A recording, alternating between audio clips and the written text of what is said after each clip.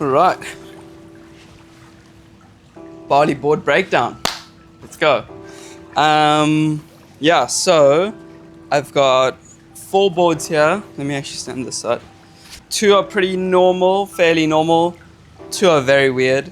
And I'm going to talk through them all as quick as I can, as simply as I can, to explain it to you guys. Basically, the whole theory behind the colors, as you can see, we've got one which is white and yellow and then black and yellow. The white and yellow is like light and fluffy fun waves.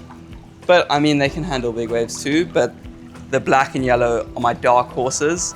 And yeah, these are for the more serious days. A little bit thicker glassing, thicker stringers on these ones. These ones are just high performance fun boards. I think I'm gonna start on the right and then I'll work my way over.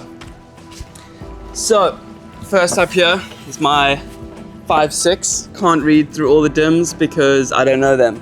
Chomper only tells me what height they are, and that's about it. We kind of ballpark the literage, but it would be around 23.6 is my normal literage. It's your standard high performance shortboard, more of a like raised wide point up front here, but otherwise, yeah, single to double concave, 5-fin, rounded tail. Got a bit of chunk up here just for paddling in. I don't know if you can see that so clearly, but yeah, a bit of chunk up here for paddling in. And yeah, this is just a absolutely beautiful high performance shortboard. Tapered rails.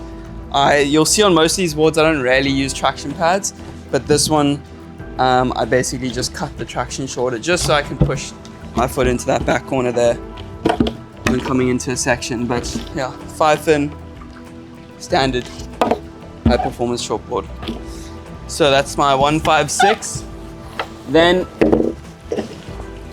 for the second 5.6, things start to get a little bit funky. As you can see, we've got a offset nose.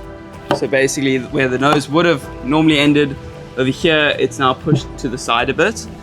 What that does in relation to this funky tail that you see over there, what that does is it allows me to knife it really steep on my forehand because this has been pulled in here, and then on my backhand I've got a longer rail to work with because it's been extended from this tip to the back here. So essentially in a 5.6 I've got a 5.6 rail over here that's shorter and has a really straight edge back here, which allows me to take off and drive and go. Do you want to run fast quick? So this comes to a nice straight edge here, so once I take off I can really push off of it and go.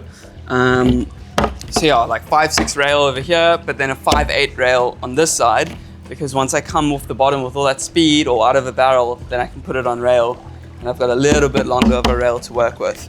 Also 5-fin. Most of these boards I ride as a quad. I think my surfing just suits a quad quite nicely, and so yeah, that's what I do. But this is my 5.6 Asym. Right, moving on. 6.0 Beast.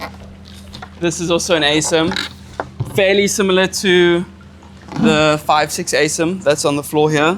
The only difference with this board is we've pulled in the nose quite a lot. So as you can see on the 5.6 Asym, the nose was a little bit wider up front just to have more paddle power in a shorter board.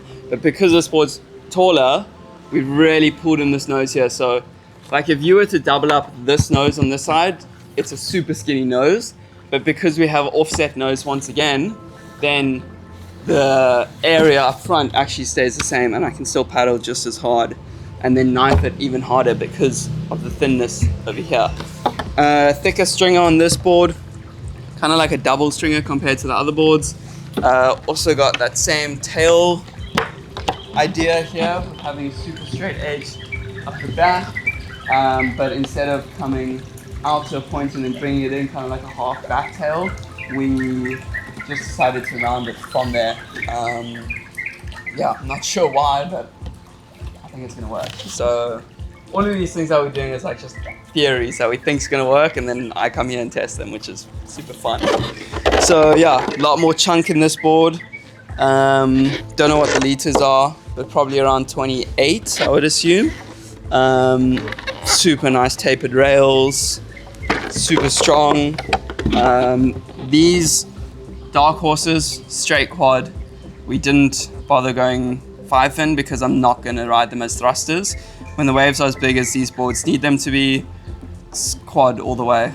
No thought about it. So yeah, bottom has a single to double to V off the back, if I'm not mistaken. Like flick in the tail. Super nice. Wow. Super nice edges over there. And yeah, that is the profile of the board. Yeah, so this is my 6.0, the Dark Horse. And then last but not least, oh, I love this board. This is my 510 Dark Horse. And she is a beauty. Basically what we did on this board is I really loved the way that my 5.6 standard shortboard went.